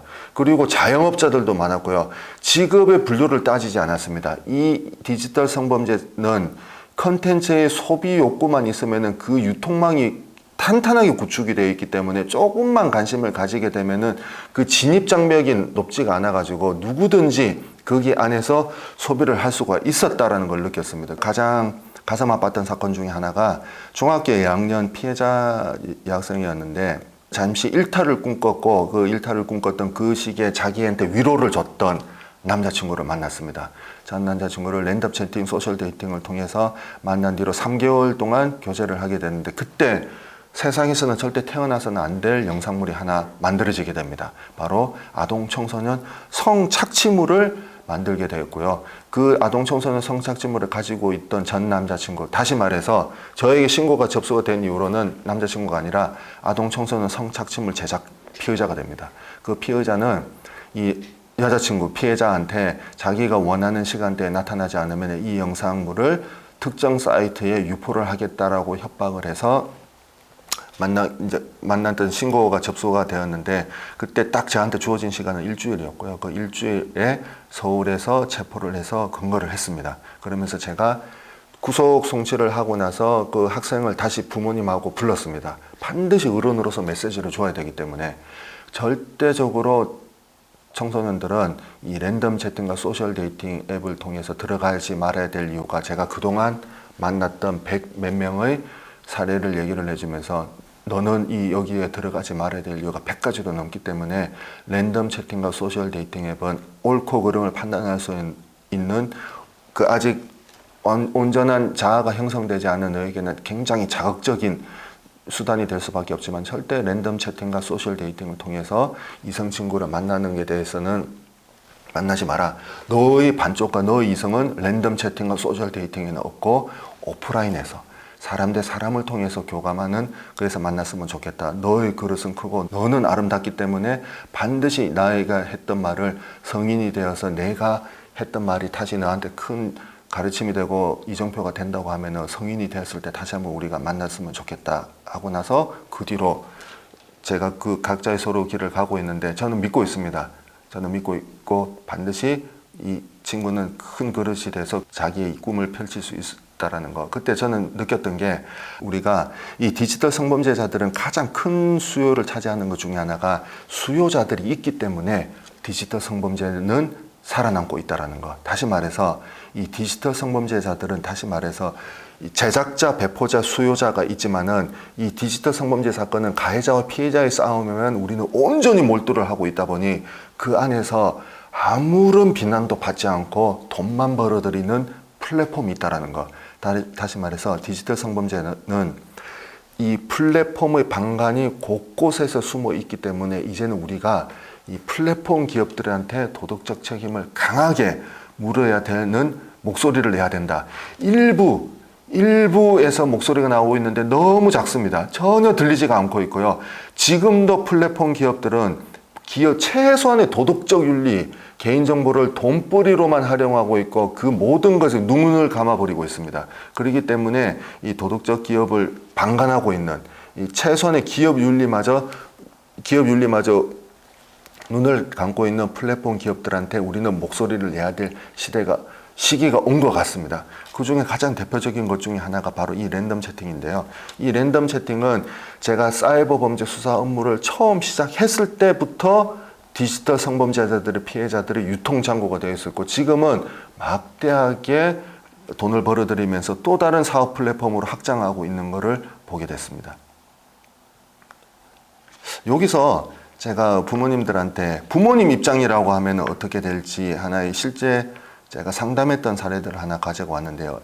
제가 경기 북부경찰청 사이버범죄수사대에 근무를 할 때 여학생이 어머님과 함께 저희 사무실을 방문을 했었습니다. 그 여학생은 철저하게 자신을 꽁꽁 싸매고 있었어요. 모자에 마스크에 깊은 패딩을 온몸을 두르고, 절대로 자기를 누군가가 혹시라도 보고 있을 거라는 그 두려움을 가지고 부모님하고 같이 왔었는데요. 학교 폭력으로, 사이버 폭력으로 그 피해를 당한 경험이 있더라고요. 그러다 보니 이 부모님은 이 모든 원인은 스마트폰에서 비롯될 거다라는 그런 생각으로 부모님의 최소한의 조치가 이거였어요. 자기 자녀한테 하루에 2번 스마트폰을 사용할 수 있는 기회를 줬는데, 그 2번 그 기간 동안 우연찮게 자기의 위로를 받고 싶어서 랜덤 채팅, 소셜 데이팅에 들어간 겁니다. 그러면서 상대방을 만난 거예요. 상대방을 만났는데 그 상대방은 마침 그 학생은 우리 부모님들이 대한민국에서 가장 덕망 높은 의과대학을 준비하고 있는 학생이었습니다. 자신을 그렇게 소개를 했기 때문에 우리 부모님들 그렇게 가르쳤잖아요. 의사는 절대적으로 우리 가장 선망하는 직업을 준비를 하고 있는 사람이었기 때문에 이 학생은 의심의 여지 없이 학업 스트레스를 공유를 하게 되고, 그 의과대학교를 준비를 했던 그 상대방은 그 학생한테 위로의 차원으로 문화상품권을 보내주게 되고, 그때 심리적 지배를 당하게 됩니다. 그러면서 부모님이 없던 그 짧은 그 시간에 자신의 가슴과 특정 부위가 노출이 되고 그리고 얼굴과 함께 노출이 된 사진을 전송을 해주는 아동 청소년 성착취물이 되는 거죠. 이게 가해자들을 대부분 근거를 하다 보면은 피해자가 자발적으로 찍어서 보내줬기 때문에 나는 제작한 적이 없다라고 거짓말을 하고 있지만 그거는 더러운 거짓말이고요. 피해자가 자발적으로 찍어줘도 아동 청소년 성착취물 제작이 됩니다. 그래서 아동 청소년 성착취물을 가지고 있던 이 피의자는 의과대학을 준비를 하고 있지 않았고 전과법이었고 디지털 성범죄자였습니다. 의대 의과대학하고는 아무런 관련이 없던 남성이었습니다. 그래서 저희들이 상담을 하다 보니 이제 문제가 이 피해자가 두려운 나머지 보내주고 나서 그 피의자가 요구를 하는 텔레그램의 특정 훈육방이라는 데 들어가서 자신의 인적사항과 정보를 모두 공개를 하고 반성문을 쓰고 있더라고요. 그리고 이 사실을 그때 부모님한테 알렸어야 되는데 부모님한테 알려주지 않고 그 뒤늦게서 부모님한테 신고를 알려주게 되고 그 부모님은 어찌할 도리를 없다 보니 그 딸의 손을 이끌고 저희 사무실에 들어왔었는데 그때 제가 얘기를 했던 게 있으면 그러면은 그 당시 상대방한테 전송해 줬던 사진 내지는 영상 원본이 있는지, 이 영상의 원본이 왜 중요하냐면은 디지털 성범죄자는 이 제일 피해자분들은 영상이 유포가 되는 거를 제일 두려워하기 때문에 그렇게 돼서 그 원본을 가지고 디지털 성범죄 삭제 차단 폐쇄를 하는 기관에서는 그거를 비교를 해서 삭제 차단을 하고 있기 때문에 원본이 중요한 역할을 합니다. 그렇기 때문에 이런 피해를 당하게 되면은 메시지는 원본 그대로, 사진은 원본 그대로 해야 되는데 이 피해자는 두려운 나머지 그거를 지워버렸습니다. 그때 부모님이 저한테 했던 말이 그러면은 그 당시 상황을 그대로 재현을 해서 다시 찍으면 촬영을 하면 되지 않을까요? 라는 얘기를 했는데 여기서 만약에 이 학생이 여러분들의 자녀라고 하면은 여러분들은 똑같이 대응을 하실 겁니까? 어떻게 하시겠습니까? 없으면 없는 대로 가야 되기 때문에 이렇게 되면은 디지털 증거 수집 절차에 대해서 절대적으로 하자가 발생하게 되거든. 만약에 수사를 통해서 근거를 한다고 하더라도 처벌이 안 될 수가 있기 때문에 디지털 성범죄는 절대적으로 증거 수집 절차에 대해서 하자가 발생하면 안 됩니다. 그리고 최근에는 우리 경찰청과 검찰청뿐만 아니라 디지털 포렌식 복원 기술이 상당하게 기술이 독보적으로 복원율이 높아지고 있기 때문에 물론 핸드폰도 개인정보 보호에 초점을 맞추고 있지만은 저희들의 디지털 포렌식 기술도 상당하게 높아지고 있기 때문에 흔적이 된다고 하더라도 핸드폰에 남아있는 조그만 바이트 단위를 찾아내서 그거를 복원합니다. 그렇게 돼서 저희들이 복원을 할 수 있는 기술이 있기 때문에 절대 재현을 해서는 안 된다. 심지어 재현을 하게 되면 그게 또 다른 범죄가 됩니다. 그러면 우리가 지금 계속해서 이 디지털 성범죄라면서 공통적으로 나오는 몇 가지 단어들이 있죠. 랜덤 채팅, 소셜 데이팅, 이게 컨텐츠화 되고 있고 이게 하나의 소비가 되고 있더라. 그리고 디지털 성범죄는 수요자들이 있기 때문에 제작자와 생산자들이 그리고 플랫폼 기업들이 계속해서 유통망이 탄탄하고 촘촘하게 이어지고 있더라. 그럼 왜 이렇게 디지털 성범죄, 디지털 성이 컨텐츠화 되고 있는가? 청소년들은 이게 어떤 것 때문에 자꾸 이런 시장에서 희생자로 나타나고 있는지 제가 한번 보니까 이게 있더라고요. 어린 자녀들을 키우게 되면 한 번쯤은 경험을 해보셨을 건데 우리가 500원 자녀들이 지나가다 보면 길거리에서 많이 볼 수 있는 거거든요. 우리가 이거를 가차라고 합니다. 우리가 특정 돈을 넣게 되면은 원하는 아이템이 툭 떨어지게 되는데 그게 돼서 이걸 가차라고 하거든요. 이게 일본에서 넘어왔던 마케팅 용어가 지금 현재 국내에서는 온라인 게임상에서는 확률형 아이템이라는 거로서 하나의 고착화가 되어 있는데 이 다시 말해서 가차, 뭐가 나올 줄을 모르다 보니 그게 내가 원하는 결과물이 나올 때까지는 계속 돈을 소비를 하는 거예요. 이게 온라인 도박, 온라인 게임 안에는 확률형 아이템으로 있고 랜덤 채팅과 소셜 데이팅 앱에서는 우리 앞에서 살펴봤던 수능 시험을 끝냈던 고3의 학생처럼 우리가 이 모든 시험이라는 공부라는 중압감에서 벗어나게 되면은 이성을 만나고 싶어 하는 그 욕망은 누가 가르쳐 주지 않아도 자연스럽게 생길 수밖에 없는 마음가짐입니다. 그러다 보니 내가 이성을 만날 때는 누구를 만나고 싶어 하는 그 상상의 세계에서 확률형, 그 가차라는 그 마음이 있는 거예요. 누구를 만날지는 모르지만 내가 꿈에 그리고 있던 이상형을 랜덤 채팅과 소셜 데이팅 앱은 그거를 실현시켜 줄 수 있다. 그래서 그 안에는 보면은 도박과 똑같은 확률형 아이템 가차라는 이 마케팅이 녹아져 있더라고요.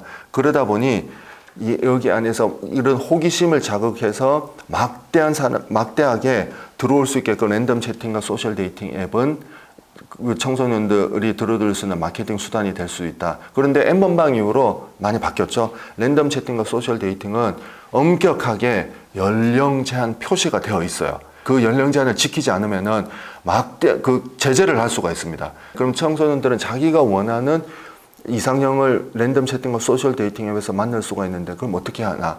연령 제한이 있는데 그럼 못 들어가게 되냐? 인터넷은 우회라는 어마무시한 기술이 있기 때문에 우회를 통해서 들어갑니다. 부모님의 개인정보를 이용해서 들어갈 수도 있고요. 아니면은 가상의 번호를 받아서 들어갈 수도 있고요. 아니면은 타인의 이메일 정보, 부모님의 이메일 정보를 통해서 회원 가입을 할 수가 있기 때문에 이런 가차 확률형 아이템에는 랜덤 채팅과 소셜 데이팅 앱에서 청소년들을 끌어들일 수 있는 아주 자극적인 마케팅 수단이 될 수도 있고 이게 청소년들에게만 해당되지 않더라고요. 우리 어른들도 해당됩니다. 우리가 이 슬라이드의 하단에 보이는 게 가장 전형적인 게임에서 확률형 아이템 중에 하나고요. 이 확률을 얻기 위해서는 입장료를 내야 돼요. 돈을 내야만 그 확률에 가까이 갈 수가 있고요. 최근에 보면은 리미티드 에디션 한정판 같은 경우에는 청소년들뿐만 아니라 어른들한테도 마케팅 수단으로 효율적으로 쓸 수 있기 때문에 어른들뿐만 아니라 청소년들한테는 이 확률형 지불을 하면 할수록 내가 만날 수 있고 내가 원하는 아이템을 얻을 수 있다라는 이 확률형 아이템은 가장 전형적인 마케팅 수단의 하나고요. 이 랜덤 채팅과 소셜 데이팅, 디지털 성범죄 그 저변의 이 마케팅 안에도 이 확률형 아이템 가차의 이론이 녹아져 있다라는 거 제가 한번 느꼈던 것 중에 하나입니다. 볼까요? 얼마 전에 저한테 접수가 되었던 사건 중에 하나인데 이건 로맨스 스캠 사건입니다. 보통 인스타그램과 SNS 상에는 몇 가지로 구분이 되더라고요. 남자는 화려한 자기 탄탄한 몸매를 자랑하는 사진을 올려놓고 여성분들도 올려놓을 수가 있고 그리고 물질파, 정신파, 육체파로 나눠지는데 이런 경우에는 이성들한테 좀 어필할 수 있는 이제 전형적인 인스타그램 프로필이라고 하더라고요. 이 사진은 타인의 사진을 도용해서 얼굴을 합성한 딥페이크 합성 영상물입니다.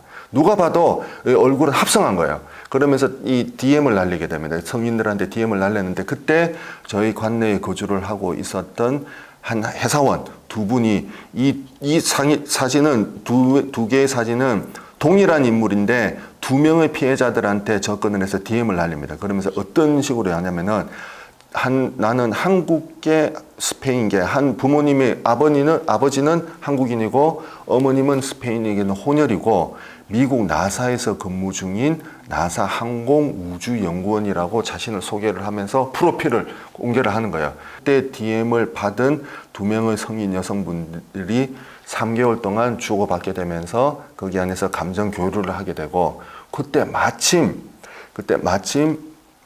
이 항공우주연구원이 사진을 하나 보내주게 됩니다. 그 오른쪽에 있는 그 사진이 지금 병실에 누워있는 사진처럼 보이는데 합성한 겁니다. 딥페이크 합성 사진이고요.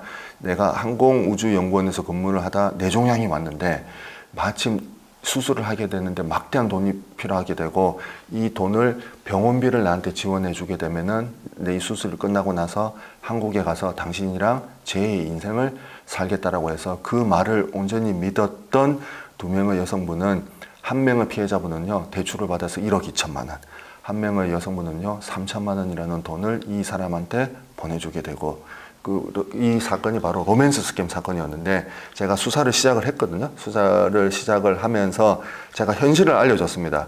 이 인스타그램에 나와 있는 이 사진은 딥페이크 합성 영상물이고요. 이 두 명의 사진의 현실은 이거였다.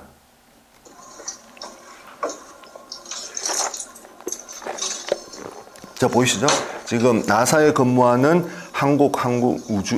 항공우주사의 실체가 그대로 드러났습니다. 보이셨나요? 나이지리아 스캠입니다. 바로 저희 관내에 숨어있던 나이지리아 국적의 외국인이었습니다. 디지털 성범죄 사건을 수사를 하다 보면은요, 피해자들이 청소년들만 있을 거라고 생각하는데 그렇지 않습니다. 이 어른들도 상당히 많았고요. 대부분 나이대 연령대들이 30대, 40대, 50대 분들이 많았고요. 우리가 알면은 깜짝 놀랄만한 직업을 가지고 있는 배운 여성분들이 상당히 많더라고요. 다시 말해서 디지털 성범죄는요, 청소년들만 당하는 게 아니라 어른들도 똑같이 당하고 있고, 특히 이런 로맨스 스캔과 같은 피해를 당하신 분들은 사회적 지위와 자기가 이뤄놓은 입지가 있기 때문에 철저하게 가족도 모르게 신고를 합니다. 이 디지털 성범죄 사건 딥페이크 합성 영상물은 불법 합성 성영상물에만 그치지 않고 타인을 위조를 하고 타인의 사진 프로필을 도용을 해서 돈을 가로채는 금융사기 범죄. 결국 다시 말해서 디지털 성범죄의 최종 종착지는 돈입니다. 코로나 팬데믹 때 우리는 그때 비대면이라는 모든 게 익숙해졌던 시기가 많았습니다. 비즈니스도 모든 기업들도 비대면이라는 것에 맞춰졌고요. 그때 비대면으로 개설했고, 심지어 저도 비대면으로 교육을 많이 했고 비대면 수사 활동도 많이 했습니다. 사이버 범죄 수사는요, 거의 활동의 60% 이상이 비대면입니다. 온라인에서 추적하고 단서를 모으고 최종적으로 범인을 특정하고 검거를 할 때 저희들이 이제 현장에서 나가는 경우가 많은데, 그때 코로나 팬데믹 때 우연찮게 가족들이 모여지는 시기가 많더라고요. 그때 제가 접했던 플랫폼이 하나 있는데, 이 B612라는 SNS가 있습니다. 플랫폼이 있습니다. 나의 사진을 찍으면은 유명인들이 얼마나 유사한지를 인공지능이 매칭을 해주는 거였는데, 제가 사진을 누가 많이 닮았나라고 물어보니까 지금 보시고 계신 것처럼 유재석 씨 닮은 확률이 굉장히 높다라고 인공지능이 결론을 내더라고요. 아, 너는 정말 똑똑한 것 같다. 그러면서 때로는 유재석 내지는 확률이 하나 더 나오는데 그룹 G.O.D의 박준영 씨와 굉장히 닮은 유사도가 나옵니다 라고 하면서 그때부터 B612 앱을 팬이 됐거든요. 지금도 쓰고 있습니다. 그 B612가 저와 같이 많은 사람들의 폭발적인 반응을 얻다 보니 스노우라는 플랫폼으로 성장을 하게 됐고요. 그때 코로나 팬데믹이 되면서 우리나라가 모두 비대면으로 들어섰을 때 이 스노우 플랫폼은 네이버 Z에 같이 합병이 되면서 제페토라는 메타버스 플랫폼을 전격적으로 출시를 합니다. 그때 저도 메타버스 플랫폼을 통해 가지고 수사관들과 교육을 하고요. 그리고 다른 지역의 수사관들한테 정보 교류를 할 때 메타버스 플랫폼으로 모였습니다.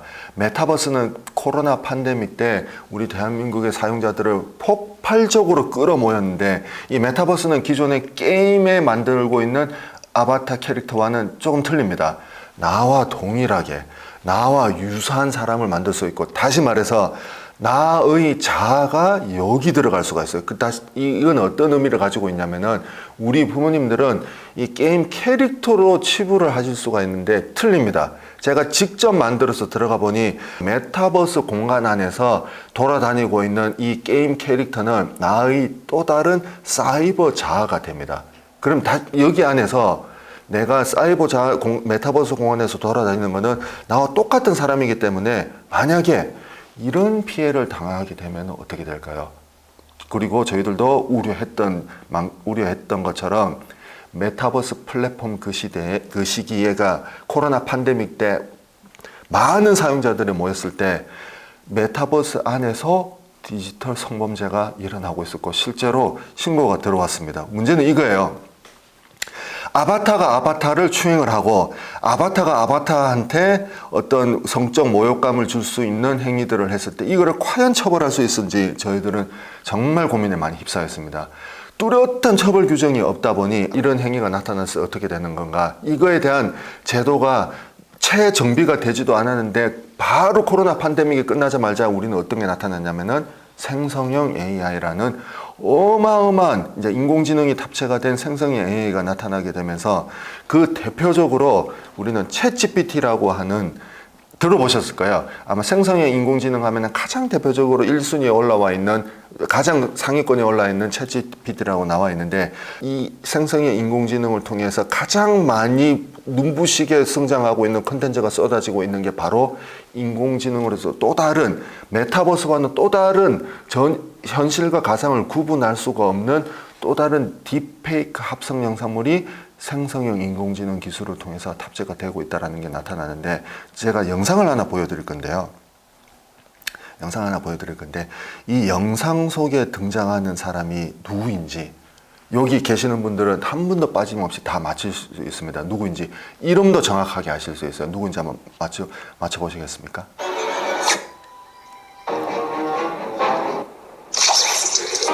Who am I? I'm Spider-Man. 보셨나요? 누군 것 같습니까? 네, 바로 저입니다. 제가 생성형 인공지능에 저희 사진을 학습할 수 있게 그 사진을 10장을 합성을 해주니 영화 속 주인공이 된 것처럼 해서 만들어졌는데 이 딥페이크 합성 성영상물은 내가 알고 있는 지인이 불법 성영상물, 성착취 영상물에 들어가게 되면은 내가 알고 있는 지인과 내가 특정 행위를 할 수 있다라는 그런 상상을 실현시켜 주기 때문에 제가 그동안 만났던 디지털 성범죄자들, 특히 딥페이크 합성 영상물을 제작하고 유포를 해서 돈을 벌어들였던 이 디지털 성범죄자들을 조사를 하면서 했던 얘기 중에 왜 이런 영상물을 만들어서 유포를 하고 돈을 벌고 있냐라고 물어보니 기본적으로 불법 합성 영상물을 특정 플랫폼에 올려놓게 되면요 조회수가 3만 회, 5만 회 그리고 그 조회수에 열광했던 그 사람들이 다이렉트 메시지 DM으로 그 영상물을 돈을 지불해서 사겠다라는 유통구조가 형성이 되어 있고 이 기술을 나는 잠시 이용을 해서 만들었는데 나는 하나의 내가 알고 있는 지인의 인격을 소유를 하고 있는 그 전리품을 소지를 하는데 만족을 느꼈는데 이거를 플랫폼 공간에 올려놓으니 사람들은 열광을 하고 그거를 돈을 지불해서 사겠다라고 하는 시장 구조가 형성이 되어 있다 보니 나는 마치 이 세계에서 인플루언서가 된 것 같다라는 자아도취에 빠졌다라고 하는 그 얘기를 공통적으로 디지털 성범죄자들이 하고 있었습니다. 어떻게 생각하십니까? 여기서 지금 제가 한 말로 많은 분들은 가해자를 비난할 구실을 찾을 것이고 그러면 그 피해자들은 아무 죄가 없는 피해자들은 당신도 그럴 만한 구실을 제공했기 때문에 이런 디지털 성범죄가 성장했을 거라고 했는데 이게 철저하게 편견으로 디지털 성범죄는 시장은 만들어졌습니다. 다시 말해서 우리는 목소리를 내지 않았고 가해자와 피해자들에게만 비난을 찾기 위한 원인을 찾으려고 했고 거기 안에 무관심과 소리를 내지 않아서 플랫폼 기업들은 더 탄탄해졌고 유통구조는 더 촘촘해지면서 이제 마치 이 세계의 인플루언서까지 등장하게 되는 이 현실을 통해서 우리는 목소리를 내야 됩니다. 그래서 제가 그 다음으로 보여드리는 영상이 제가 이 디지털 성범죄를 작정을 하고 얼마나 촘촘하게 유통구조가 만들어졌는지를 보니까 특정 해시태그 우리가 아까 봤던 해시태그 일탈이라는 해시태그를 통해서 어떤 수많은 컨텐츠들이 쏟아지고 있는 걸 실질적으로 제가 검색을 해봤어요. 보겠습니다. 자, 해시태그 일탈, 해시태그 지인 능욕이라는 아주 자극적인 해시태그를 통해서 이제 SNS들이 실시간으로 지금 쏟아지고 있습니다. 그리고 그 실시간으로 쏟아지고 있는 SNS를 통해서 특정 해시태그, 딥페이크 영상물을 원하는 사진을 장당 1,000원에 고퀄리티로 만들어 주겠다라고 하면서 이런 유통구조가 만들어져 있고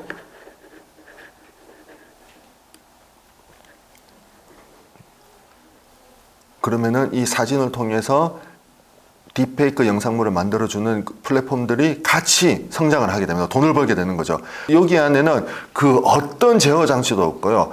간단한 관심만 가지게 되면 들어올 수 있는 유통 구조가 만들어져 있다는 것을 볼 수 있고 이게 무분별하게 노출이 되어 있고 이게 특히 지금 최근에 딥페이크 합성 영상물이 가장 많이 유통되고 있고 많이 생성이 되고 있고 그리고 생성되는 속도만큼 저희들도 많은 신고를 하고 있고 사라지고 있고 삭제가 되고 있고 차단하면서 더 많이 늘어나고 있는 것 중에 하나가 저는 이 디스코드 플랫폼이라고 봅니다. 디스코드는 대한민국에서 청소년들의 열광적인 지지를 얻고 있는데 특히 디스코드는 단체 채팅, 오픈 채팅 을 만들 수 있는 이 서버가 만들 수 있어요. 이 서버가 오픈 특정 컨텐츠 관심사가 같이 만들어줄 수 있는 그 묶어줄 수 있는 거를 서버라고 표현을 하고 있거든요. 특히 제가 2019년도, 20년도 특정 키워드가 많이 나타나고 있는 거를 보고요. 제가 거기 안에서 실제로 들어가서 봤습니다. 실제로 들어가서 보니 이런 컨텐츠들이 만들어지고 있고요. 이런 컨텐츠를 통해서 청소년들, 특히 이 디스코드 같은 경우에는 절대적으로 청소년들이 지지를 얻고 막대한 플랫폼을 구축을 했기 때문에 여기 안에는 하루에 실질적으로 측정이 불가능할 만큼의 서버가 구축이 되고 있고, 그럼 청소년들이 그만큼 수요가 있다는 말은 여기 안에 비즈니스가 있기 때문에 청소년들을 유인할 수 있는, 유혹할 수 있는 특정 키워드, 다시 말해서 해시태그로 이 사람들을 들어오게 합니다. 단 들어올 때 당신은 입장료를 지불해야 된다. 그게 문화상품권일 수도 있고 계좌이체를 해도 된다. 그리고 최근에는 가상화폐를 통해서 입장료를 받고 있는데, 그래서 저희들이 디스코드 수사를 하면서 이런 게시물들을 저희들 국내에는 보면 한국저작권위원회, 그다음에 한국방송통신심의위원회에서 모니터링 요원이 하루에도 24시간 모니터링을 하고 있습니다. 그리고 이런 컨텐츠들을 발생하게 되면은 방송통신심의위원회 바로바로 특히 불법 성착취물, 아동 청소년 성착취물과 불법 촬영물, 그리고 불법 딥페이크, 불법 성영상물 같은 경우에는 신속하게 삭제와 차단이 가능하기 때문에 삭제 차단을 할 수 있는 것과 같이 병행을 하면서 저희들이 모니터링 기관과 같이 병행을 하면서 수사도 속도를 냈고요. 제일 중요한 거는 디스코드는 해외 플랫폼입니다. 해외 플랫폼의 자발적인 협조가 있어야 되기 때문에 디스코드는 저희 수사기관한테 이 아동 청소년 성착취물과 불법 합성 영상물을 제작하는 이 제공자들에 대한 정보를 신속하게 협조를 해줘가지고 그때 제가 몇 명을 만났냐면은 이 언론 보도를 통해서 아실 수 있습니다. 불법 촬영물과 아동 음란물을 만들어 트위터와 텀블러 등 해외 SNS에 유포한 혐의로 무려 101명이 붙잡혔습니다. 여기엔 평범한 회사원, 심지어 어린 중학생까지 있었습니다. 노태영 기자가 보도합니다. 경찰이 컴퓨터를 켜자 각종 음란물이 쏟아져 나옵니다. 그 외장하자? 이게 트위터에 없는 영상들도 있는데 이 누구야? 미성년자네. 260여 건의 음란물을 제작해 온라인상에 유포한 회사원 30살 김모 씨가 경찰에 검거되는 장면입니다. 또 다른 불법 촬영물 유포자의 주거지에선 성인용품도 눈에 띕니다. 이들은 성적 호기심이 많은 청소년들에게 온라인상으로 접근해 직접 자신의 신체를 찍은 사진 등을 전송받거나 실제로 만나 음란물을 촬영한 뒤 SNS를 통해 유포했습니다. 이런 성적 호기심이 대부분 이제 청소년들한테는 상당한 그 자극제가 되기 때문에 피의자들이 만들어 놓은 덫에 빠지는 경우가 상당히. 웹하드 등에 대한 단속이 강화되자 추적이 어려운 해외 기반 SNS인 트위터와 텀블러 등을 이용해 음란물을 제작, 유포한 겁니다. 넉 달간의 특별 단속에는 불법 촬영물 유포자 36명 외에도 자신의 은밀한 신체 부위를 찍어 트위터에 올린 중학생과 고등학생 등도 적발됐습니다. 경찰은 음란물 제작과 유포 등의 혐의로 김 씨 등 9명을 구속하고 모두 101명을 검거해 검찰로 사건을 넘겼습니다. MBN 뉴스 노태현입니다. 네, 저희들 만났던 그 101명의 저희 모든 수사팀이 집중을 해서 넉 달 동안 약 100일이 넘는 기간 동안 디지털 성범죄 사건을 수사하면서 만났던 그 101명은 악마의 얼굴은 없었고요. 너무나도 평범했던 사람들, 그리고 그런 평범한 사람들이 마치 이 세계에서 인플루언서가 될 수 있는 것처럼 만들어 놓은 유통구조가 있었습니다. 철저하게 여기에는 플랫폼의 방관이 숨어 있었다라는 거. 그리고 디지털 성범죄자들은 누구 하나 말할 것도 없이 서로 약속한 것처럼 종단과 나무와 서비스, 제가 스마트폰에 제일 많이 사용하고 있는 플랫폼을 보여드린 것처럼 특정 SNS를 통해서 유통이 되고 있고 유포가 되고 있다는 걸 많이 느꼈는데, 이게 여기에는 플랫폼의 방관이 숨어 있는데 바뀌었죠? 최근에 많이 바뀌었습니다.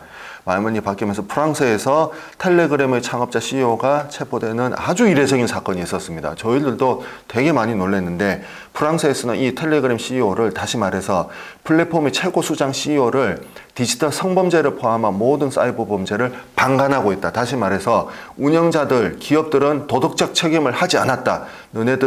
당신들은 이런 거를 충분히 필터링하고 사전에 인지를 할 수 있었음에도 불구하고 도덕적 책임을 다 하지 않았다라는 그 책임을 물었던 너무나도 이례적인 사례가 나타나면서 체포된 이후로 급선회합니다. 공식 채널을 통해 가지고 한국 기업과 채널을 열겠다.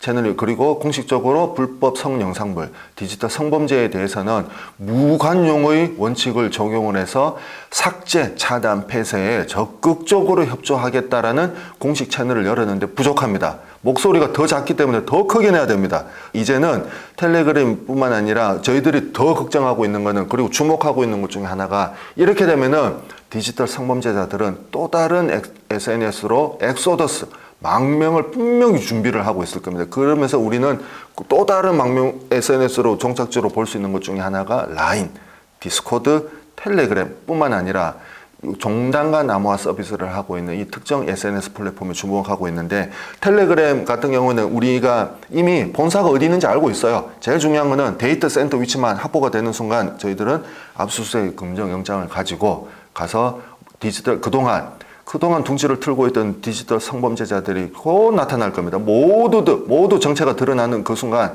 디지털 성범죄자들은 텔레그램 안에 안식처가 절대 될 수가 없습니다. 이제 텔레그램도 문을 열기 시작했고, 이제는 인터폴도 저희들한테 강하게 메시지를 전달을 하고 있기 때문에 이제 협조를 하지 않는다. 그거는 절대로 거스를 수가 없는 하나의 흐름이 됐고요. 이렇게 되면은 사용자들은 철저하게 외면해 버립니다. 플랫폼 기업들은요, 사용자들의 개인정보 없이는 존재 자체가 불가능하게 됩니다. 가장 대표적인 예로 우리가 이 뉴스에서 나왔던 게, 아동 청소년 성착취물이 제일 많이 유포됐던 SNS가 텀블러라는 해외 SNS 플랫폼이었는데, 텔레그램과 마찬가지로 저희 국내 수사기관에 절대 협조하지 않았습니다. 그런데 이 애플의 앱스토어 시장에서, 애플에서 이 텀블러는 아동 청소년 성착취물을 방관하고 있다고 해서 앱스토어 시장에서 퇴출시켜 버립니다. 그러다 보니 텀블러는 자기들이 바꿔서, 기업의 운영 방침을 바꿔서 아동 청소년 성착취물과 불법 촬영물과 같은 디지털 성범죄에 대해서는 무관용의 원칙으로 철저하게 기업적 책임을 다하겠다라는 입장을 바꿔놓다 보니 들어오게 됩니다. 이렇게 되니까 텔레그램도 지금 그 전철을 밟고 있어요. 텔레그램도 이제 전 세계의 수사기관을 통해서 강한 압박을 받고 있기 때문에 문을 열고 있고, 이제 그 문을 여는 속도가 빨라질 겁니다. 그렇게 되면은 디지털 성범죄자들 어디로 갈 거냐? 그 다음으로 넘어갈 수 있고, 저희들은 디지털 성범죄자들의 최종 종착지이자 그 다음에 발판이 되고 있는 다크웹까지 저희들이 보고 있기 때문에, 이 다크웹도 지금 현재 몇 년째 막대한 돈을 투자를 해서 저희들이 수사관들이 바로 쓸 수 있게끔 분류해낼 수 있고 식별해낼 수 있는데 투자를 하고 있기 때문에, 디지털 성범죄자들은 사라지는 그날까지 저희들은 많이 노력을 할 겁니다. 우리의 노력과 못지않게 부모님들도 참 많이 자녀들한테 해줘야 되는 것 중에 하나가, 저의 얘기를 보자면은, 제가 첫째와 둘째한테 스마트폰을 지급해주는 기준이 있었습니다. 초등학교 5학년 때까지는 절대 스마트폰을 주지 않겠다. 그게 초등학교 3학년까지는 잘 지켜졌는데요. 초등학교 3학년을 넘어가는 순간 이게 안 되더라고요. 학교의 모든 공지사항이 스마트폰을 통해서 전달이 되다 보니 스마트폰이 없으면 학교 생활이 이루어지지가 않았어요. 스마트폰이 없다는 이유 그 하나만으로 애들이 학교에서 따돌림을 당하고 있다는 것을 목격을 하고, 어쩔 수 없이 스마트폰을 초등학교 3학년에 줄 수밖에 없었습니다. 그러면서 저는 제일 많이 했던 것 중에 하나가, 지금도 하고 있는 것 중에 하나가, 스마트폰 안에는 또 다른 개인정보들이 있기 때문에 그 개인정보 유출이 되면은 우리 가정의 평화가 무너진다. 너네들의 개인정보를 수집할 때는 부모님들이 명시적인 동의를 반드시 받아야 된다. 그리고 어떠한 위험이 처해졌을 때는 제일 먼저 찾아야 될 게 부모가 되어야 되고, 그리고 너네들이 수호천사가 되어줄 수 있는 학교, 부모님, 학교, 이게 수호천사가 되어줘야 되기 때문에 절대 어려움이 있을 때는 그 메시지, 영상, 링크를 삭제를 해서는 안 된다. 원본 그대로 갖고 와야 그게 사건이 어떻게 되는지를 냉정하게 판단할 수 있으니, 그런 위험이 있을 때는 제일 먼저 부모님을 찾고, 그리고 제일 중요한 거는 출처가 불분명한 링크, 그리고 누군가가 상품을 줄 테니 개인정보를 달라고 하면 절대로 줘서는 안 된다는 얘기를 무려 10년째 하고 있고요. 이런 교육은 반복적으로 해야 됩니다. 이제는 우리가 개인정보를 어떻게 해야 될지 새롭게 정의를 해야 됩니다. 다시 말해서 이 개인정보는 정신적 정보가 있고요. 우리가 SNS에서 검색한 검색 기록, 넣었던 키워드, 핸드폰 번호뿐만 아니라 이메일 주소뿐만 아니라 거기 안에서 올려놓은 그 사진, 그 촬영한 사진 안에는 위도와 경도가 들어있는 아주 중요한 위치값도 들어있기 때문에 우리가 스마트폰 안에서 검색을 하고 댓글을 남겨놓고 이 개인정보 의미가 폭넓어지고 있습니다. 다시 말해서 이런 개인정보가 함부로 유출이 되면은 나의 신상, 나의 집 주소가 유출이 될 수 있는 아주 위험한 상황이 나타날 수 있기 때문에 저희들이 피의자들, 다시 말해서 특히 MZ 범죄자들, 사이버 범죄자들 추적할 때 많이 보는 것 중에 하나가 이 SNS. 요즘에 MZ 세대들은 자기들을 어필하기 위해서 인스타그램이나 페이스북, X와 같은 SNS를 필수적으로 쓰고 있고,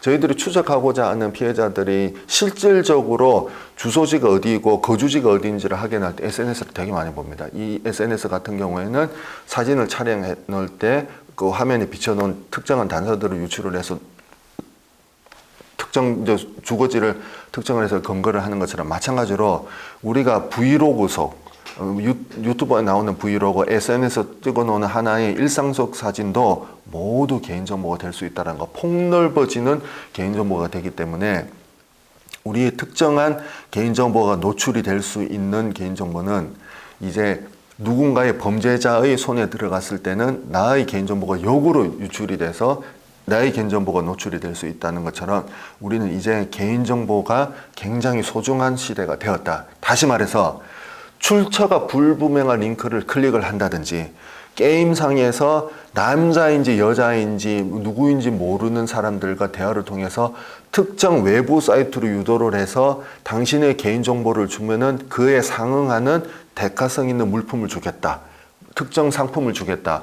부모님 입장에서는 선뜻 사주기에는 어려운 상품을 주겠다는 그런 유혹이 왔을 때 개인정보가 만약에 유출이 되었을 경우 우리 아파트 현관문 비밀번호가 노출될 수 있다라는, 심지어 실제로 우리 스마트폰에 보면은 특정 출처가 불분명한 링크를 누르게 되면은 이 링크를 누른 그 피싱 범죄자들이 가져가는 개인정보의 범위를 보니까 사진, 동영상, 그리고 제일 중요한 게 메모장, 그리고 제일 중요한 이 앱을 지운다고 하더라도요, 그 백그라운드에서 숨어 있다가 특정 화면의 사이트에 들어가게 되면은 아이디와 비밀번호도 탈취를 하게 됩니다.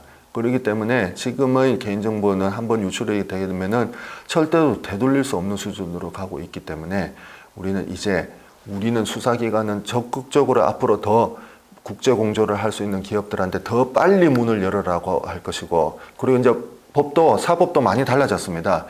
그동안 디지털 성범죄는 국민적 법감정과 현실적인 처벌 기준이 차이가 상당히 많이 났지만은 이제는 디지털 성범죄에 대해서는 무관유금 원칙이 많이 적용이 되고 있기 때문에 저희 사법기관도 많이 노력을 하고 있고요. 이제 우리는 부모님들은 청소년들의 개인정보 수집은 명시적인 동의 없는 수집은 불법이다.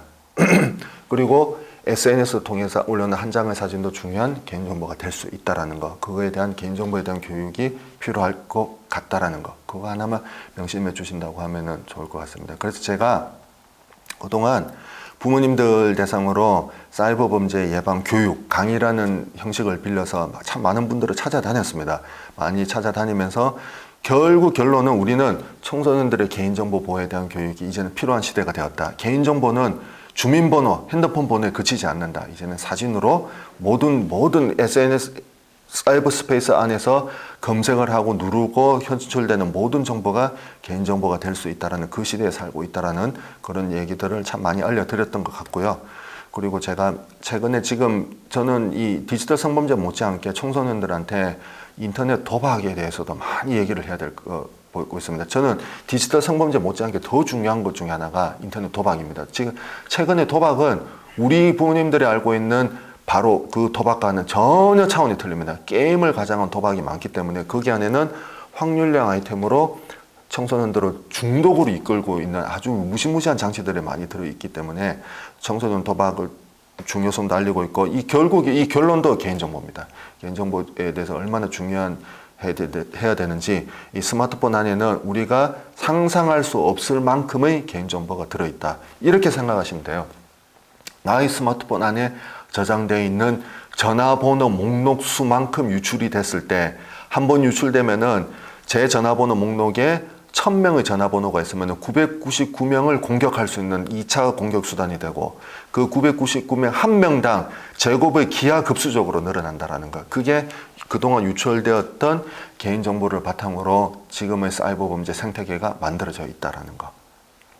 그리고 이제 디지털 성범죄 피해를 당하게 되면 이제 제일 먼저 사이버 범죄, 디지털 성범죄를 포함한 이 사이버 범죄 피해를 당하게 되면요, 방송통신심의위원회는 인터넷 피해 구제센터 창을 오래전부터 운영을 하고 있기 때문에 여기 안에서 디지털 성범죄 피해에 대한 구제를 신청을 할 수가 있고요. 제일 중요한 거는 우리가 딥페이크, 불법 합성 영상물과 같은 아동 청소년 성착취물, 그 다음에 불법 촬영물, 그 다음에 딥페이크 기술을 활용한 딥페이크 불법 합성 성영상물과 같은 피해를 당했을 때는 절대로 사설기관 찾으면 안 됩니다. 이게 사설기관은 개인정보 보호에 대한 가이드라인 규제를 엄격하게 따라야 된다는 걸 기업의 자율성에 맡기고 있기 때문에 절대적으로 절대 사설기관을 찾으면 안 되고요. 제가 2020년도에 경기도에 디지털 성범죄 피해자 원스톱 지원센터가 개설이 되었을 때 그분들과 함께 어떤 식으로 디지털 성범죄의 유포를 막을 수 있는지를 많은 고민을 했습니다. 기술적 교류도 많이 했고요. 그때 출범을 했던 곳이 현재 경기도 여성가족재단 안에 경기도 젠더 폭력 통합 대응단으로 커졌습니다. 디지털 성범죄 원스톱 지원센터가 커져가지고 여기 안에 경기도 젠더 폭력 통합 대응단 안에 디지털 성범죄 원스톱 지원센터가 있고요. 이분들은 대한민국에서 가장 뛰어난 삭제 차단 검색 기술을 가지고 있습니다. 오랫동안 기술이 축적이 되어 있고 누적이 되어 있고, 그리고 공공기관뿐만 아니라 해외 플랫폼 기관과 핫라인을 구축을 하고 있고요. 그리고 이분들은 피해자들한테 철저하게 익명을 지켜줍니다. 그리고 개인정보 철저하게 관리를 하고 저희 경찰청하고 상시가 협력 체계가 유지가 되어 있습니다. 그리고 제일 중요한 거는 디지털 성범죄 피해를 당했다는 인지를 했을 때 이 사실을 반드시 부모님과 우리의 수호천사가 될 수 있는 분들한테 제일 먼저 알려야 되고, 그 증거 그대로 원본 그대로 디지털 성범죄 원스톱 지원센터 여기 안에 신고를 할 용기만 가지고 오시면 됩니다. 이 용기만 가지고 오셔서 문을 두드리게 되면은요, 삭제 차단을 위해서 24시간 노력하시는 분들이 있다라는 거, 대한민국에는 전문가들이 늘 있다라는 거, 그리고 절대 여러분들의 잘못이 아니라는 거, 그리고 경기도뿐만 아니라 한국여성인권진흥원에서도요, 여성폭력 피해자, 여기 안에도 딥페이크, 디지털 성범죄 피해를 당하신 분들을 통해서 24시간 채널이 열려 있다라는 거 절대 잊지 마시기 바랍니다. 그래서 최근에 얼마 전에 경찰청, 검찰청, 방송통신심의위원회에서 딥페이크 영상물에 대해서 피해 초기 대응에 대한 가이드라인을 만들었습니다. 첫 번째, 영상물이 있다라고 하면 그 영상 속 인물이 본인인지에 대한 인지 단계, 그리고 인지를 하게 되면은 잠시 동안 나의 SNS에 대한 비공개는 일시 동안 임시적인 조치이긴 하지만은 비공개정으로 비공개로 만든다. 그리고 이게 증거가 어디 유포가 되고 있는지 무리할 필요 없습니다. 그 증거를 원본 그대로 확보하는 게 필요하다. 그리고 지인의 만약에 제보를 통해서 받게 된다고 하면은 합성물이 제작 유포된 플랫폼과 피해 영상물의 유포 수준이 어느 정도인지 대략적으로 파악하는 거 필요하다. 이게 증거 수집 단계로 볼 수가 있습니다. 그리고 무분별한 공격에 자극적으로 대응하지 필요가 없다라는 거. 그리고 제일 중요한 게 이 사실을 반드시 알려서 전문기관한테 알리는 용기만 가지면 됩니다. 그래서 피해 사실을 인지하고 잠시 나의 정보를 비공개로 돌려놓고, 그리고 증거를 수집해서 이 증거를 원본 영상 그대로 우리를 도와줄 수 있는, 기다리고 있는 기관들한테 알리는 용기. 이 모든 과정에는 용기만 있으면 되고요. 이 모든 과정은 국가가 지원을 해주고 정부가 적극적으로 도와주고 있고, 절대적으로 돈이 들지 않습니다. 모든 과정은 비밀리에 국가기관에서 여러분들 뒤에서 서 있는 여러분들의 편에서 응원을 해주고 있는 우리 전문가들이 기다리고 있기 때문에 절대 여러분들의 잘못이 아니라는 거, 용기 하나만 가지고 오시면 된다는 걸 절대 잊지 마시기 바랍니다. 이상 마치겠습니다. 감사합니다.